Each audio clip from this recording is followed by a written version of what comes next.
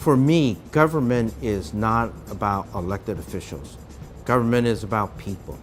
And one of the ways in which we ensure that the government stays the people's government is that you have to have information available to the people.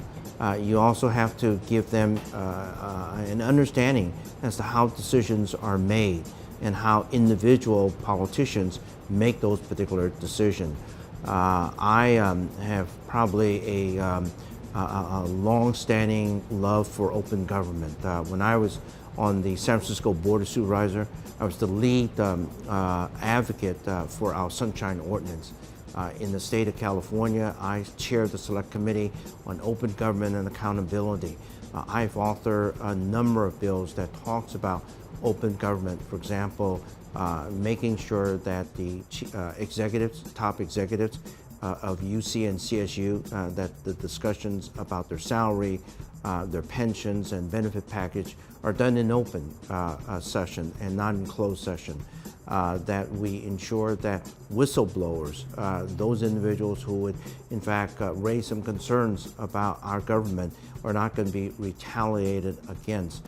And then we've got a measure right now that will amend the state constitution that says that all local governments, all other government entity ought to respond and follow the Brown Act. And that, so those are the things that I strongly believe in. So open government to me is about government wide open so that anybody and everybody can in fact know what's going on, not only in terms of getting information, but more importantly, how decisions are made, because that's the only way to hold anybody accountable.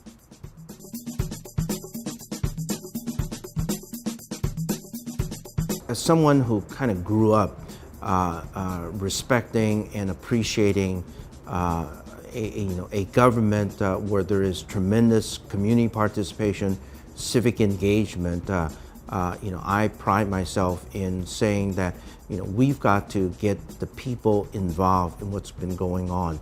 And normally what has happened in the past is that you hold forums, you hold town hall meetings, you invite people into City Hall, into commission rooms to participate. But given the realities of life these days, where you have so many individuals taking care of their family, taking care of their jobs, their careers, those old formulas just don't work anymore.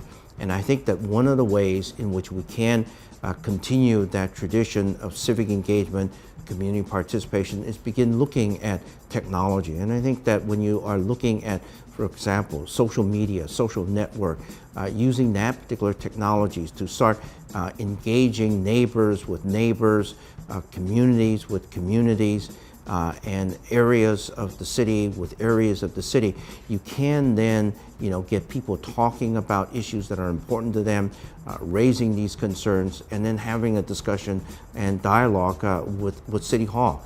I know that the mayor continually talks now to the members on the Board of Supervisors, but I think a mayor should go beyond that.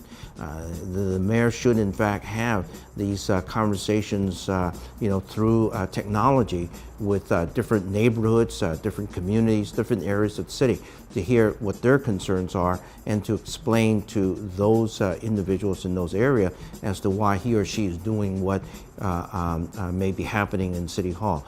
And so technology, I think, is the key to really engaging our people here in San Francisco as to what's going on in government.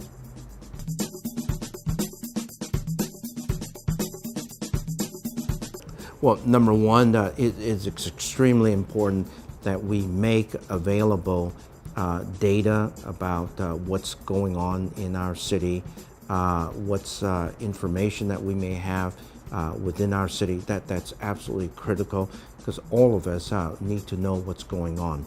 I think secondly, it is extremely important that we also understand some of the decision-making processes that goes on among our elected and appointed officials. because we need to know that because that's the only way in which we can hold people accountable. I think when you start wrapping those two concepts together, what I envision is that neighbors can now then, with data sets that they have, understand what's going on. And when you do that, you get people talking to one another and building a social network of communities within at the neighborhood level, and then you expand that into community levels, and that's how we will get people more engaged in what's going on in our government. And that is something that is rather critical, if we are going to have an activist community, an active citizenry within San Francisco. And I think the last thing that is extremely important is that we cannot, as we move into this sort of technology phase of civic engagement, community participation, leave some individuals and some communities, back in the sort of dark ages. We've got to somehow deal with this digital divide. You can't have some individuals engage in City Hall with technologies and others having to then go down to City Hall and participate in community meetings and so on. That kind of separateness just cannot be accepted and tolerated. And so if you have the data set, if you understand how decisions are made, then that's just really powerful to kind of help build these kinds of social networks and social communities on the using technology to bind us together. But most important, we cannot have a digital divide in that particular area. And so those are things that I've been working on.